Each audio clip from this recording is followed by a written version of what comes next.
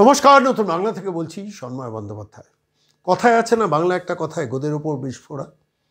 একটা সরকার 25,753 জনের চাকরি বাঁচাতে পারল না, এবং শুধুমাত্র চোরেদের, যারা টাকা দিয়ে তৃণমূল কংগ্রেসের নেতাদের কোটায় চাকরি পেয়েছেন, তাদের চাকরি বাঁচানোর জন্য একটা সরকার শেষ পর্যন্ত যোগ্যদের বলি দিল, এবং শেষ পর্যন্ত একটা কমপ্লিট কি বলবো, ধস নামলো রাজ্যের শিক্ষা ব্যবস্থায়।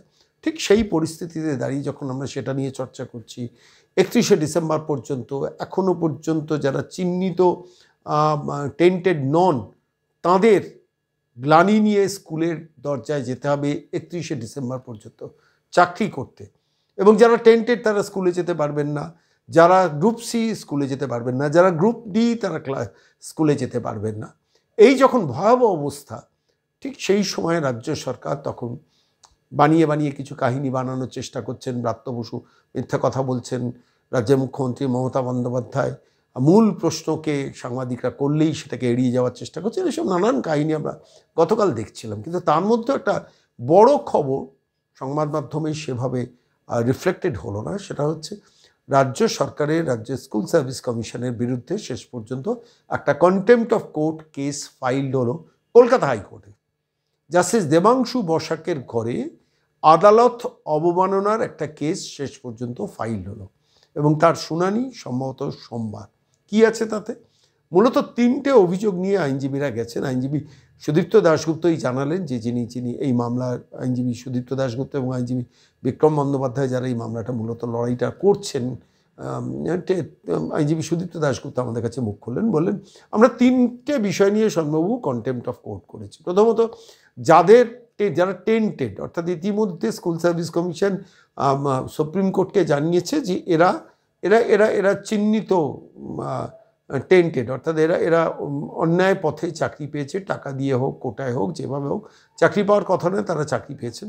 সেই তালিকা স্কুল সার্ভিস কমিশন যখন সুপ্রিম কোর্টে দিয়েছে, সুপ্রিম কোর্ট যখন এই প্যানেল বাতিল করে নির্দেশ দিয়েছেন যারা এই অন্যায়ভাবে চাকরি পেয়েছেন তাদের কাছ থেকে টাকাটা 12% সুদ সহ উদ্ধার করতে হবে, সেই ব্যাপারে এখনও স্কুল সার্ভিস কমিশন নীরব, সাইলেন্ট।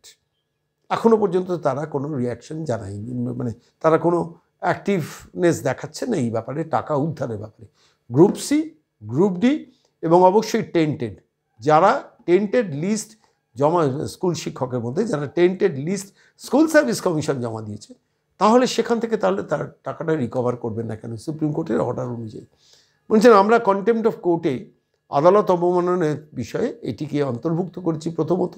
দ্বিতীয়ত সেটা হচ্ছে ওয়েমার শিটের নামগুলোকে তোলাও কথা ছিল, যে অর্ডারটা কলকাতা হাইকোর্টে জাস্টিস দেবাংশু বসাকে ডিভিশন বেঞ্চ দিয়েছেন, সেটা এখনও পর্যন্ত স্কুল সার্ভিস কমিশন করেনি। আর তৃতীয়ত সেটা আরও মারাত্মক, পোর্টালে এখনও পর্যন্ত অন্যায়ভাবে যারা চাকরি পেয়েছেন, কি শিক্ষক হোক কি অশিক্ষক কর্মচারী হন, তাদের নামগুলো এখনও পর্যন্ত থেকে গেছে। In spite of the order given by the Kolkata high court division bench, justice Debangshu Basak এবং জাস্টিস সাব্বার রশিদি যে বেঞ্চ রায়টা দিয়েছেন, সেই রায়ের প্রেক্ষিতে এখনও পর্যন্ত পোর্টাল থেকে নামগুলোকে সরানো হয়নি যারা টেন্টেড দাগি তাদের। তারই শুনানি কিন্তু সোমবার হবে। এবার এই শুনানিতে শেষ পর্যন্ত কী হতে পারে সেদিকে তো আমরা নজর রাখবো। আমরা পরিষ্কার বলছি যে এর রায় কিন্তু ভয়াবহ হতে পারে, কিন্তু জাস্টিস দেবাংশু বসাক খুব স্ট্রিক্ট জাজ, তার জাজমেন্ট আমরা দেখেছি। 25,753 জনের চাকরি বাতিল করার ক্ষমতা তিনি দেখিয়েছিলেন আইনত, এবং সেটাকে আপহোল্ড করেছে সুপ্রিম কোর্ট। ফলত তাঁর ঘরেই যাচ্ছে কন্টেম্পট অফ কোর্ট, এবং সেই আদালত অবমাননার কেসটা রুজু হয়ে গেছে, ফাইল হয়ে গেছে। সোমবার তার শুনানি। আমি এই সমস্ত বিষয়টা নিয়ে জানতে চেয়েছিলাম আইনজীবী সুদীপ্ত দাশগুপ্তর কাছ থেকে একদম সরাসরি ফোনে, কি আপডেট কন্টেম্পট অফ কোর্টে, কতটা বিপদে পড়তে পারে স্কুল সার্ভিস কমিশন বা রাজ্য সরকার যারা আদালত অবমাননা করেছেন। এবং এটা তো প্রমাণিত সত্য, এখনও পর্যন্ত পোর্টালে টেন্টেডদের নাম রয়েছে, এখনও পর্যন্ত ওয়েমার শিট আপলোড করায়নি, এখনও পর্যন্ত টাকা ফেরত নেওয়ার দাগি যারা অন্যায়ভাবে চাকরি পেয়েছে তাদের কাছ থেকে 12% সুদসহ যে মাইনেটা তারা দীর্ঘদিন ধরে পেয়েছেন, সেটার জন্য তাদের তো লিগাল নোটিস করা দরকার, করেনি রাজ্য সরকার। স্কুল সার্ভিস কমিশন এখনও তাদের বাঁচানোর জন্য ছলা কলা কৌশল করছেন নানানভাবে। ফলত এই মামলার খুব ইন্টারেস্টিং একটা শুনানি সোমবার জাস্টিস দেবাংশু বসাকের ঘরে, সেদিকে তো আমাদের নজর থাকবে। কিন্তু আপাতত চলুন সুদীপ্ত দাশগুপ্ত এই নিয়ে আমাদের কি বলেছেন আইনজীবী শুনুন। নমস্কার সুদীপ্তবাবু, খবর পেলাম যে আলটিমেটলি আবার একটা কন্টেম্পট কেস রাজ্য সরকারের বিরুদ্ধে ফাইল হলো, ব্যাপারটা একটু বলবেন? দেখুন, আমরা এই বৈশাখী ভট্টাচার্য আজকে কোর্ট অবমাননার মামলা দায়ের করেছে, যার শুনানি সোমবার জাস্টিস দেবাংশু বসাকের ডিভিশন বেঞ্চে। এটা কলকাতা আমাদের হাইকোর্টে হয়েছে। কলকাতা হাইকোর্টে আমাদের পয়েন্ট তিনটে মেনলি। প্রথম পয়েন্ট হচ্ছে যে যারা প্রমাণিত টেন্টেড তারা এখনো অবধি টাকা ফেরত দেয়নি, এবং টাকা ফেরত না দিলে যে ব্যবস্থা নিতে হতো সরকারকে, সরকার কোনো ব্যবস্থা নেয়নি। হুম 2 নম্বর হলো যে এখনো অবধি ওয়ে মার্কশিট যেটা পাবলিশ করতে বলা হয়েছে, সেই ওয়ে মার্কশিট পাবলিশ করা হয়নি।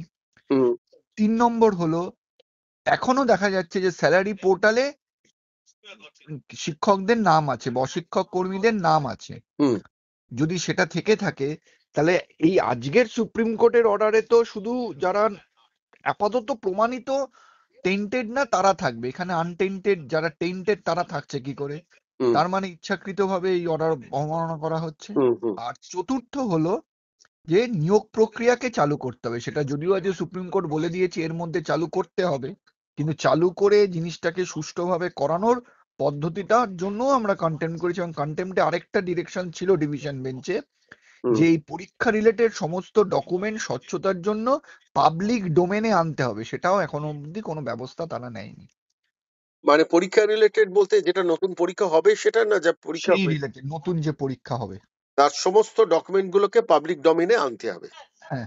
আচ্ছা, আমি দুটো প্রশ্ন আপনাকে এই প্রসঙ্গে করি। সেটা হচ্ছে, এই কন্টেম্পট প্রসিডিংসটা কি হাইকোর্টে হলো, সুপ্রিম কোর্টে হলো না কেন? যেহেতু কারণ হুম হাইকোর্ট যে অর্ডারটি দিয়েছিল, এই অর্ডারগুলো এইগুলোতে সুপ্রিম কোর্ট কোনো হস্তক্ষেপই করে। সুপ্রিম কোর্ট শুধু দু একটা বিষয় মডিফাই করেছে, যেমন ইন সার্ভিসরা হুম অন্য জায়গায় ফিরে যাবে এবং যারা টেন্টেড তারা নতুন পরীক্ষায় বসতে পারবে না। এই এই এই মামলাটা শুনানি কি সোমবার হবে জাস্টিস দেবাংশু সোমবার বসাকের ঘরে? সোমবার হবে। সোমবার হবে। আচ্ছা, এবার আমি এই প্রসঙ্গে আরেকটা খুব রেফারেন্সে কথা বলি। সেটা হচ্ছে একটা পেপার সার্ফেস এসছে, যেটা নিয়ে আপনার ইন্টারভিউ আমি করেছি। সেটা হচ্ছে রাজ্য সরকার 3 তারিখ রেজাল্ট, 3 তারিখ সুপ্রিম কোর্টের রায় বেরিয়েছে। 3 তারিখ কি রাজ্যের স্কুল এডুকেশন ডিপার্টমেন্ট কমপ্লায়েন্সের জন্য একটা চিঠি দিয়েছে রাজ্য সরকারকে, এই স্কুল সার্ভিস কমিশনকে। তো এটাতে বোঝাই যাচ্ছে যে ব্যাক ডেটে সেটা তৈরি করিয়ে তো সেটা সুপ্রিম কোর্টে দিয়েছে। আমার একটু প্রশ্ন স্পেসিফিকলি, আমি এটা বারবার আজকেও আমি ভেবেছি পুরো ব্যাপারটা, এই যে আমি কমপ্লাই করছি সুপ্রিম কোর্টের অর্ডার, অর্থাৎ আমি মেনে নিচ্ছি টেন্টেড এবং মানে এই 25,732 জনের চাকরির মধ্যে অবৈধতা আছে মেনে নিচ্ছি, নিয়েই নিয়োগ প্রক্রিয়ায় সুপ্রিম কোর্টের অর্ডারটা মানছি। এই ক্ষেত্রে এই পার্টিকুলার জায়গাটাতে আলটিমেটলি রাজ্য সরকার এই রিভিউ করার প্রসেসটা থেকে অনেকটা বেরিয়ে এলো নাকি? অনেকটা না, পুরোটাই বেরিয়ে এলো। রাজ্য সরকার তো আর কোনোভাবেই কিছু করতে পারবেন না, কারণ তারা মেনে নিয়েছে, আন্ডারটেকিং দিয়েছে, তাদের রেকর্ড হয়ে গেছে, তারা এই জাজমেন্ট মেনে নতুন পরীক্ষা নেবে। এবং এবার যেহেতু রাজ্য সরকার কমিশন মেনে নিল, কোনো ক্যান্ডিডেটের পক্ষেও রিভিউ করে কিছু করাটা খুব ডিফিকাল্ট। ক্যান্ডিডেটের পক্ষে অযোগ্যরা আবার রিভিউ করতে দেবে বলেছে, তাহলে তো অযোগ্যদের রিভিউটা দাঁড়াচ্ছেই না, তাই তো? কোনোভাবেই দাঁড়াবে না। দাঁড়াবে না। আর শেষ প্রশ্ন আপনার কাছে, মানে আলটিমেটলি এই রিভিউ প্রসেসটা তো দুর্বল, সেটা আমরা বারবার আলোচনায় করেছি, এবং রিভিউ প্রসেস থেকে প্র্যাকটিক্যালি বেরিয়ে আসাটা রাজ্য সরকার মান্যতা দিল যে সুপ্রিম কোর্টের ক্ষেত্রে আমি যা যা বলেছি সমস্ত করেছি। এবার ধরুন টেন্টেড যারা, তাদের টাকা ফেরত, তারা বললো যে আমি আমার খাতে কোনো টাকা নেই, আমি দিতে পারবো না। সেক্ষেত্রে সরকারকে কি মানে কলকাতা হাইকোর্টের কাছ থেকে আপনারা কোনো নির্দেশ চাইবেন? আরো পদ্ধতি দিয়ে দিয়েছে, যদি কেউ টাকা না দেয় কিভাবে সেই টাকা উদ্ধার করতে হবে। মানে সেটা কোথায় দিয়েছেন? ডিভিশন বেঞ্চ বলে দিয়েছে। মানে এর আগে ডিভিশন বেঞ্চ বলে দিয়েছেন, তাই তো? দেবাংশু বসাকের ডিভিশন বেঞ্চই বলে দিয়েছে, এবং আ- সেটা হুম। সেই যে রায়, সেই রায়ের ওপর সুপ্রিম কোর্টও কোনো হস্তক্ষেপ করেনি। এবার এই কন্টেম্পটে রাজ্য সরকারের উপর তো শাস্তির খাড়া নামতেই পারে, তাই না? বা স্কুল সার্ভিস কমিশনের উপর শাস্তির খাড়া নামতেই পারে। নামতেই পারে যদি ইচ্ছাকৃত তারা কোর্টের অবমাননা করে থাকে। হুম।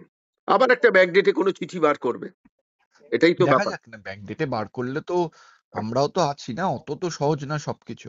ঠিক। অনেক ধন্যবাদ সুদীপ্ত বাবু, অনেক ধন্যবাদ।